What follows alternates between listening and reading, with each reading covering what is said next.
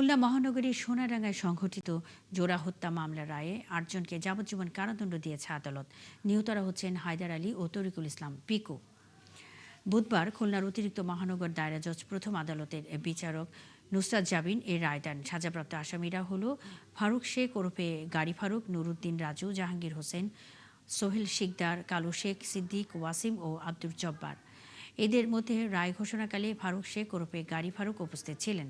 বাকি আসামিরা পলাতক রয়েছে। মামলার রাষ্ট্রপক্ষের আইনজীবী ফারহানা হক ডেইজি জানান, পূর্বশত্রুতার জেরে ২০১০ সালের ২৮ ফেব্রুয়ারি এই হত্যাকাণ্ড ঘটে।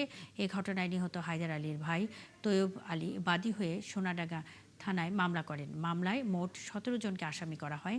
রায়ে বাকি ৯ জন খালাস পেয়েছে। ২০১০ সালের ৩ অক্টোবর চার্জশিট দেয় পুলিশ।